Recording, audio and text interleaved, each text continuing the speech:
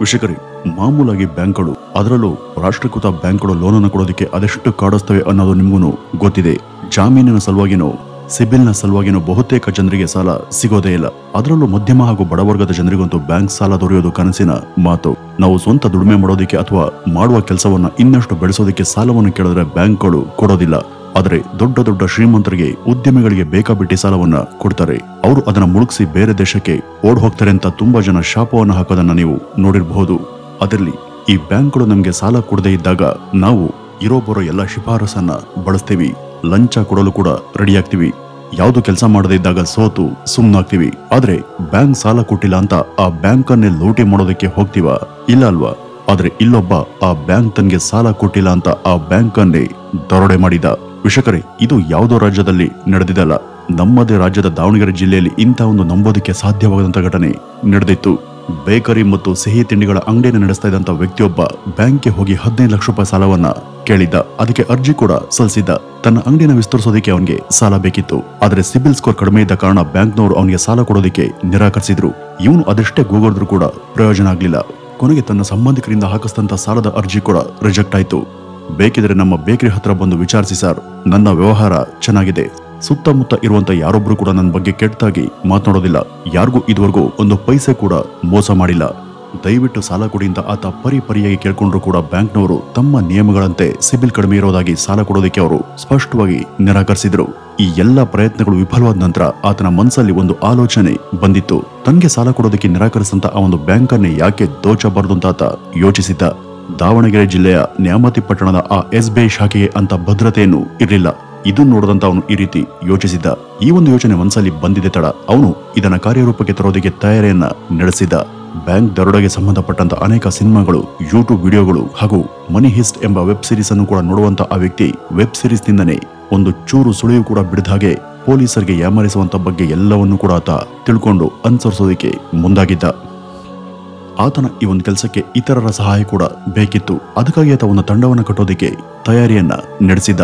ತೀರಾ ಹೊರಗ್ನವ್ರನ್ನ ನಂಬೋದ್ ಬೇಡ ಅಂತ ಆತ ತನ್ನ ಸಹೋದರನನ್ನ ಮತ್ತು ಸಹೋದರಿಯ ಗಂಡನನ್ನ, ಸ್ನೇಹಿತರನ್ನ ಜೊತೆಗೆ ಸೇರಿಸ್ಕೊಳ್ತಾನೆ. ಅಂದ್ಕೊಂಡಂತೆ ಬ್ಯಾಂಕ್ ಅನ್ನ ಲೂಟಿ ಕೂಡ ಮಾಡ್ತಾನೆ. ಸಾಕಷ್ಟು ಸಮಯ ಪೊಲೀಸರಿಗೆ ಆಟ ಆಡಿಸಿ ಕೊನೆಗೂ ಬಲೆಗೆ ಬೀಳ್ತಾನೆ. ವೀಕ್ಷಕರೇ, ಕಳೆದ ಕೆಲ ದಿನಗಳ ಹಿಂದೆ ಸಾಕಷ್ಟು ಸುದ್ದಿಯನ್ನ ಮಾಡದಂತ ಈ ಒಂದು ಮನಿ ಹಿಸ್ಟ್ ನ ಸಂಪೂರ್ಣ ವಿವರವನ್ನ ಈ ಮುಂದೆ ತಿಳಿದ ಹೋಗೋಣ ಬನ್ನಿ ವೀಕ್ಷಕರೇ. ಆತನ ಹೆಸರು ವಿಜಯ್ ಕುಮಾರ್ ಅಂತ.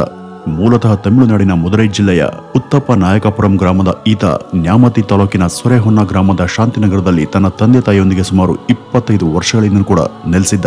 ಕುರುಕಲು ತಿಂಡಿಗಳ ವ್ಯಾಪಾರಿಯಾಗಿದ್ದಂತ ಈತನ ಮನೆಗೆ ಹೊಂದ್ಕೊಂಡಂತೆ ಚಿಕ್ಕ ಅಂಗಡಿಯನ್ನು ಕೂಡ ಆತ ಇಟ್ಕೊಂಡಿದ್ದ. ಅದನ್ನ ಬೆಳೆಸುವಂತ ಸಲುವಾಗಿ ನ್ಯಾಮತಿಯ SBI ಬ್ಯಾಂಕ್ನಲ್ಲಿ 2023ರಲ್ಲಿ ಆತ ಸಾಲವನ್ನ ಕೇಳಿದ್ದ. ಯಾವಾಗ ಅದು ಸಿಗೋದಿಲ್ಲ ಅಂತ ಖಾತ್ರಿ ಆಯ್ತೋ ಆಗ ತಿಂಗಳಾನ್ಗಟ್ಲೆ ಪ್ಲಾನ್ ಮಾಡಿ ಸೋದರ ಅಜಯ್ ಕುಮಾರ್, ಸಂಬಂಧಿ ಪರಮಾನಂದ ಹಾಗೂ ಸ್ನೇಹಿತರಾದಂತ ಅಭಿಷೇಕ್ ಮತ್ತು ಚಂದ್ರು, ಮಂಜುನಾಥ್ ಈ ಎಲ್ಲರನ್ನೂ ಕೂಡ ಸೇರಿಸಿಕೊಂಡು ನ್ಯಾಮತಿಯ ಆ ಒಂದು ಬ್ಯಾಂಕ್ಗೆ ಕನ್ನವನ್ನು ಹಾಕಿ ಸುಮಾರು 17 kgಗೂ ಹೆಚ್ಚು ಬಂಗಾರವನ್ನ ಲೂಟಿ ಮಾಡಿದ್ದ. ವೀಕ್ಷಕರೇ, ಇದುವರೆಗೂ ಸಾಕಷ್ಟು ಬ್ಯಾಂಕ್ ಲೂಟಿ ಪ್ರಕರಣ ನಡೆದಿವೆಯಾದರೂ ಇದು ವಿಶೇಷವಾಗಿರೋದಕ್ಕೆ ಕಾರಣ ಈ ವಿಜಯ್ ಕುಮಾರ್ ಹೆಚ್ಚು ಓದೋನಲ್ಲ, ಪ್ರೊಫೆಷನಲ್ ಕ್ರಿಮಿನಲ್ ಕೂಡ ಅಲ್ಲ. ಆದ್ರೆ ಮಾಮೂಲಿ ಒಂದು ಬೇಕರಿಯನ್ನ ಇಟ್ಕೊಂಡಿದ್ದಂತ ಅವನು ಮಾಡದಂತ ಆ ಒಂದು ರಿಸರ್ಚ್ ಎಂತವರನ್ನು ಕೂಡ ಬೆರಗಾಗಿಸುವಂತಿತ್ತು. ಪೊಲೀಸರ 5-6 ತಂಡಗಳು ತಿಂಗಳಾನ್ಗಟ್ಲೆ ಹೆಣಗಾಡಿದ್ರು ಕೂಡ ಬ್ಯಾಂಕ್ ಲೂಟಿ ಮಾಡೋದವರು ಯಾರು ಎಂಬುದು ಪತ್ತೆನೇ ಆಗ್ಲಿಲ್ಲ. ಅಷ್ಟೊಂದು ನೀಟಾಗಿ ಇವರೆಲ್ಲ ಕೆಲಸವನ್ನ ಮಾಡಿ ಮುಗಿಸಿದ್ರು. 2024ರ ಅಕ್ಟೋಬರ್ 28ರ ಬೆಳಗ್ಗೆ ನೆಹರು ರಸ್ತೆಯಲ್ಲಿ ಇರುವಂತಹ state bank of India bank ಅನ್ನು ತೆರೆದ ತಕ್ಷಣ ಉದ್ಯೋಗಿಗಳು ಹೌಹಾರ್ತಾರೆ. ಬ್ಯಾಂಕಿನ ಬಲಭಾಗದ ಕಿಟಕಿ ಸಂಪೂರ್ಣವಾಗಿ ಕತ್ತರಿಸೋಗಿತ್ತು. ಲಾಕರ್ಗಳನ್ನ ಕಟ್ ಮಾಡಿ ಅದರಲ್ಲಿದ್ದಂತ ಎಲ್ಲವನ್ನೂ ಕೂಡ ದೋಚಲಾಗಿತ್ತು. ಇದನ್ನ ನೋಡಿದಂತ ಬ್ಯಾಂಕ್ ನೌಕರರು ತಕ್ಷಣ ಪೊಲೀಸರಿಗೆ ಸುದ್ದಿಯನ್ನ ಮುಟ್ಟಿಸ್ತಾರೆ. Davanagere SP Uma Prashant, Nyamathi PINS Ravi, PSI Jayappa Naik, Davanagere ಶ್ವಾನದಳ ಹಾಗೂ ಬೆರಳಚ್ಚು ತಜ್ಞರ ತಂಡ ಘಟನಾ ಸ್ಥಳಕ್ಕೆ ಭೇಟಿಯನ್ನು ಕೊಟ್ಟು ಪರಿಶೀಲನೆ ಮಾಡಿದಾಗ ಸುಮಾರು 500 ಗ್ರಾಹಕರ ಚಿನ್ನವನ್ನು ಹೊಂದಿದಂತ ಲಾಕರ್ ಅನ್ನ ಕಳ್ಳರು ಗ್ಯಾಸ್ ಕಟರ್ನಿಂದ ಕತ್ತರಿಸಿ ತಗೊಂಡು ಹೋಗಿರೋದು ಗೊತ್ತಾಗುತ್ತೆ.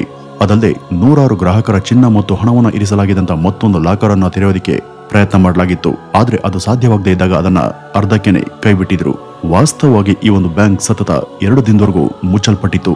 2 ದಿನಗಳ ನಂತರ ಓಪನ್ ಮಾಡಿದಾಗ ಈ ಒಂದು ಕಳ್ಳತನದ ಘಟನೆ ಬೆಳಕಿಗೆ ಬಂದಿತ್ತು. ಈ ಒಂದು ಪ್ರಕರಣದ ಸುದ್ದಿ ರಾಜ್ಯಾದ್ಯಂತ ಹರಡಿತ್ತು. ನಂತರ ಈ ಒಂದು ಪ್ರಕರಣದ ತನಿಖೆ ಶುರುವಾಗುತ್ತೆ. 5 ಜನ ಇನ್ಸ್ಪೆಕ್ಟರ್ ಮತ್ತು 10 ಜನ ಸಬ್ ಇನ್ಸ್ಪೆಕ್ಟರ್ಗಳ ತಂಡವನ್ನ ರಚಿಸಲಾಗುತ್ತೆ. ತಂಡ ಸ್ಥಳಕ್ಕೆ ಬಂದಾಗ ಮೊದಲು ಗಮನಕ್ಕೆ ಬರೋದು DVR ನ ಕಣ್ಮರೆ. ಈ ವಿಜಯ್ ಕುಮಾರ್ ಆ CCTVಯ DVR ಅನ್ನೇ ತಗೊಂಡು ಹೋಗಿದ್ದ. ಅದಲ್ಲದೆ ಶ್ವಾನದಳವನ್ನ ಕರೆಸಿದಾಗ ಸ್ನೀಪರ್ ನಾಯಿಗಳು ಬಂದು ಬ್ಯಾಂಕ್ನ ಒಳಗೆ ಹುಡುಕೋದಕ್ಕೆ ಶುರು ಮಾಡ್ತವೆ. ಆದ್ರೆ ನಾಯಿಗಳು ಸೀನಿ ಸುಸ್ತಾಗಿ ಹೋಗ್ತವೆ. ಏಕೆಂದ್ರೆ ದರೋಡೆ ಮಾಡಿದ ನಂತರ ಅವರು ಬ್ಯಾಂಕಿನ ತುಂಬಾ ಖಾರದ ಪುಡಿಯನ್ನ ಎರಚಿ ಹೋಗಿದ್ರು. ಹೀಗಾಗಿ ಒಂದ್ ಕಡೆ ಸಿಸಿಟಿವಿ ದೃಶ್ಯಾವಳಿಗಳು ಇಲ್ಲದೆ, ಡಿವಿಆರ್ ಇಲ್ಲದೆ, ಮತ್ತೊಂದ್ ಕಡೆ ನಾಯಿಗಳಿಂದ ಕಳ್ಳರ ಜಾಡು ಹಿಡಿಯಲಾಗದೆ ಪೊಲೀಸರು ಮೊದಲ ಹಂತದಲ್ಲಿ ವಿಫಲರಾಗಿದ್ರು. ಇನ್ನು ಕಳ್ಳರು ಬ್ಯಾಂಕಿನ ಒಳಕ್ಕೆ ಬಂದಾಗ ಆ ಸೈರನ್ ಯಾಕೆ ಬಾರಿಸಲಿಲ್ಲ ಅಂತ ಕೇಳಿದ್ರೆ ಅದು ಹಾಳಾಗಿರೋದು ಗೊತ್ತಾಗುತ್ತೆ. ಜೊತೆಗೆ ಬ್ಯಾಂಕ್ ಕಾಯೋದಕ್ಕೆ ಆ ಶಾಖೆಯವರು ಒಬ್ಬ ಗಾರ್ಡನ್ನು ಕೂಡ ಇಟ್ಕೊಂಡಿರ್ಲಿಲ್ಲ. ಬ್ಯಾಂಕಿನವರ ಈ ಒಂದು ನಿರ್ಲಕ್ಷ್ಯ ಪರ್ಫೆಕ್ಟ್ ಬ್ಯಾಂಕ್ ಅನ್ನ ದರೋಡೆ ಮಾಡೋದಕ್ಕೆ ನಾಂದಿ ಹಾಡೋದ್ರಲ್ಲಿತ್ತು. ಆಗ ಪೊಲೀಸರು ಬ್ಯಾಂಕಿನ ಎಲ್ಲಾ ಉದ್ಯೋಗಿಗಳನ್ನು ಕೂಡ ಸಹಜವಾಗಿ ಸಂಶಯದಿಂದನೇ ನೋಡ್ತಾರೆ. ಎಲ್ಲರನ್ನು ಕೂಡ ಒಬ್ಬೊಬ್ಬರನ್ನಾಗಿ ವಿಚಾರಣೆಯನ್ನ ಮಾಡ್ತಾರೆ. ಆದ್ರೆ ಅವ್ರಿಗೆ ಇದರಿಂದ ಯಾವುದೇ ಮಾಹಿತಿ ಸಿಗೋದಿಲ್ಲ. ಕೊನೆಗೆ ಆ ಒಂದು ಪ್ರದೇಶದಲ್ಲಿರುವಂತಹ ಎಲ್ಲಾ ಹೊಸ ಮೊಬೈಲ್ ನಂಬರ್ ಅನ್ನ ಪತ್ತೆ ಹಚ್ಚೋದಿಕ್ಕೆ ಪ್ರಾರಂಭಿಸಿದ್ರು. ಹಳೆಯ ಮತ್ತು ಹೊಸ ನಂಬರ್ಗಳನ್ನ ಪ್ರತ್ಯೇಕ ಮಾಡಿ ಅನುಮಾನ ಇರುವಂತಹ ಎಲ್ಲಾ ನಂಬರ್ಗಳನ್ನು ಕೂಡ ಪರಿಶೀಲನೆ ಮಾಡಲಾಯಿತು. ಆದ್ರೆ ಬ್ಯಾಂಕ್ ದರೋಡೆಯಲ್ಲಿ ಭಾಗಿಯಾಗಿರಬಹುದಂತ ಒಂದೇ ಒಂದು ಮೊಬೈಲ್ ನಂಬರ್ ಕೂಡ ಅವ್ರಿಗೆ ಸಿಗ್ಲಿಲ್ಲ.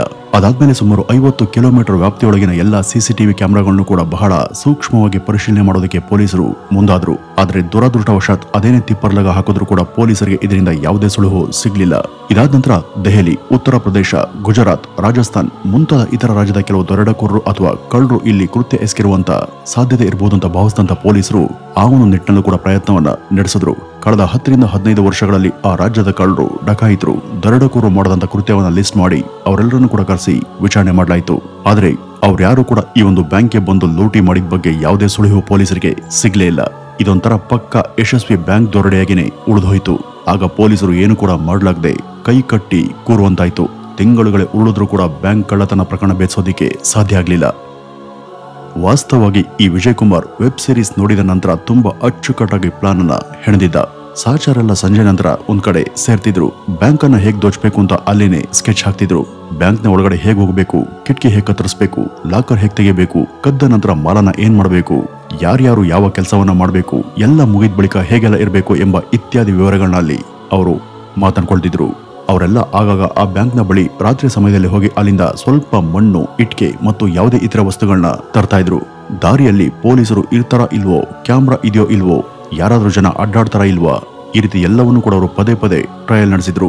ಈ ರೀತಿ ಹಲವು ತಿಂಗಳ ಕಾಲ ನಿರಂತರವಾಗಿ ಮಾಡಿ ಪ್ರತಿ ಬಾರಿ ಕೂಡ ಯಾರ ಕಣ್ಗೂ ಬೀಳದೇ ಇದ್ದಾಗ ಬ್ಯಾಂಕ್ ಲೂಟಿಗೆ ಒಂದು ದಿನಾಂಕವನ್ನು ಅವರು ಆರಿಸಿಕೊಂಡಿದ್ರು. ಆ ಒಂದು ದಿನಾಂಕನೇ 2024 ಅಕ್ಟೋಬರ್ 25ನೇ ತಾರೀಕು. ಅವತ್ತು ಶುಕ್ರವಾರ. ಮರುದಿನ 26ರಂದು ಶನಿವಾರ ಇತ್ತು. ಅದು 4ನೇ ಶನಿವಾರ, ಅಂದ್ರೆ ಬ್ಯಾಂಕ್ನ ರಜಾ ದಿನ. ಅದರ ಮರುದಿನ ಅಂದ್ರೆ 22ರಂದು ಭಾನುವಾರ. ಹೀಗೆ ಸಾಲು ರಜೆಯ ಸಮಯ ನೋಡಿನೇ ಅವರು ಈ ಒಂದು ದಿನಾಂಕವನ್ನ ಆಯ್ಕೆ ಮಾಡಿದ್ರು. ನಂತರ ಶಿವಮೊಗ್ಗದ ಮಾರುಕಟ್ಟೆಗೆ ಹೋಗಿ ಸದ್ದನ್ನ ಮಾಡದಂತ ಒಂದು ಸೈಲೆನ್ಸ್ ಹೈಡ್ರಾಲಿಕ್ ಕಟರ್ ಅನ್ನ ಖರೀದಿ ಮಾಡಿದ್ರು. ಈ ಗ್ಯಾಸ್ ಕಟ್ಟಿಂಗ್ ಮಿಷಿನ್ ಜೊತೆ ಮಾಸ್ಕ್ಗಳು ಮತ್ತು ಕಪ್ಪು ಬಟ್ಟೆಗಳನ್ನು ಕೂಡ ತೆಗೆದುಕೊಂಡಿದ್ರು. ನಂತರ SBI ಬ್ಯಾಂಕ್ ನ ಬಲಭಾಗದಲ್ಲಿ ಒಂದು ಕಿಟಕಿ ಇದ್ದು ಅವರು ಸಂಪೂರ್ಣ ಒಂದು ಕಿಟಕಿಯನ್ನ ಕತ್ತರಿಸಿ ಒಳಕ್ಕೆ ನುಗ್ಗಿದ್ರು. ಅಲ್ಲಿ ಗ್ಯಾಸ್ ಕಟರ್ ಬಳಸಿ ಲಾಕರ್ ಅನ್ನ ತೆಗೆದಿದ್ದಾರೆ. ಆ ಒಂದು ಲಾಕರ್ ನಲ್ಲಿ ಸುಮಾರು 17 kg 750 ಗ್ರಾಂ ಚಿನ್ನ ಇತ್ತು. ಅದರ ಮೌಲ್ಯ ಸುಮಾರು 12.5 ಕೋಟಿ ರೂಪಾಯಿಗೂ ಹೆಚ್ಚು. ಅದನ್ನ ಬ್ಯಾಗಿಗೆ ತುಂಬಿದ ಮೇಲೆ ಅವರು ಇತರ ಲಾಕರ್ಗಳನ್ನ ಒಡೆಯೋದಕ್ಕೆ ಶುರು ಮಾಡಿದಾಗ ಗ್ಯಾಸ್ ಖಾಲಿಯಾಗುತ್ತೆ. ಆಗ ವಿಧಿಯಿಲ್ಲದೆ ಅವರು ಅಲ್ಲಿಂದ ಎಲ್ಲಾ ವಸ್ತುಗಳನ್ನು ಕೂಡ ತೆಗೆದುಕೊಂಡು ಬ್ಯಾಂಕ್ನ ತುಂಬಾ ಮೆಣಸಿನ ಪುಡಿಯನ್ನ ಎರಚಿ ಹೋಗಿದ್ರು. ಅವರಲ್ಲಿ ಯಾರು ಕೂಡ ಮೊಬೈಲ್ ಅನ್ನ ಬಳಸ್ತಾ ಇರಲಿಲ್ಲ. ಸುಮಾರು 9 ತಿಂಗಳಿಂದ ಪ್ಲಾನ್ ಅನ್ನ ಹಾಕ್ತಿದ್ರು ಕೂಡ ಅವರೆಲ್ಲ ಮುಖಾಮುಖಿ ಭೇಟಿಯಾಗಿನೇ ಮಾತನಾಡ್ತಿದ್ರು. ಯಾರು ಯಾರಿಗೂ ಫೋನ್ ಕರೆಯನ್ನ ಮಾಡ್ತಾ ಇರ್ಲಿಲ್ಲ. ಹಾಗಾಗಿ ಇವರ ಯೋಜನೆ ಯಶಸ್ವಿ ಆಯ್ತು. ಎಲ್ಲವೂ ಅಂದ್ಕೊಂಡಂತೆಯೇ ನಡೀತು. ಪೊಲೀಸರು ತನಿಖೆ ಮಾಡಿ ಏನು ಕೂಡ ಪತ್ತೆ ಹಚ್ಚಲಾಗದೆ ಸುಮ್ಮನಾದ್ರು. ಆದ್ರೆ ವೀಕ್ಷಕರೇ, ಕಳ್ಳತನ ಅಥವಾ ಅಪರಾಧವನ್ನ ಹೆಚ್ಚು ದಿನ ಮುಚ್ಚಿಡಲು ಸಾಧ್ಯ ಇಲ್ಲ. ಎಲ್ಲವನ್ನೂ ಪರ್ಫೆಕ್ಟ್ ಆಗಿ ಮಾಡಿದಂತ ಅವರು ಗ್ರಿಲ್ ಅನ್ನ ಕತ್ತರಿಸೋದಕ್ಕೆ ತಂದಿದ್ದಂತ ಗ್ಯಾಸ್ ಸಿಲಿಂಡರ್ ಅನ್ನ ಮಾತ್ರ ಮಳೆ ನೀರು ತುಂಬಿದಂತ ಗುಂಡಿಯೊಳಗೆ ಬಿಸಾಕಿ ಹೋಗಿದ್ರು. ಆ ಒಂದು ಗುಂಡಿಯ ನೀರು ಬೇಸಿಗೆಯಲ್ಲಿ ಖಾಲಿಯಾದ ನಂತರ ಸಿಲಿಂಡರ್ ಕಾಣಿಸತೊಡಗಿತ್ತು. ಅದನ್ನು ನೋಡಿದಂತ ದಾರಿ ಹೋಕರು ಪೊಲೀಸರಿಗೆ ಮಾಹಿತಿಯನ್ನ ಕೊಟ್ಟಿದ್ರು. ಆ ಒಂದು ಸಿಲಿಂಡರ್ ಜಾಡನ್ನ ಹಿಡಿದು ಹೊರಟಂತ ಪೊಲೀಸರು ಸಿಲಿಂಡರ್ ಪೂರೈಸಿದಂತ ಶಿವಮೊಗ್ಗದ ಗ್ಯಾಸ್ ಏಜೆನ್ಸಿಯನ್ನ ತಲುಪಿದ್ರು. ಅಲ್ಲಿಂದ ಯಾರಿಗೆ ಗ್ಯಾಸ್ ಸಿಲಿಂಡರ್ ಕೊಡಲಾಗಿತ್ತು ಎಂಬುದನ್ನ ಸುಲಭವಾಗಿ ಪತ್ತೆ ಹಚ್ಚಿ ಪ್ರಕರಣವನ್ನ ಭೇದಿಸಿದ್ರು.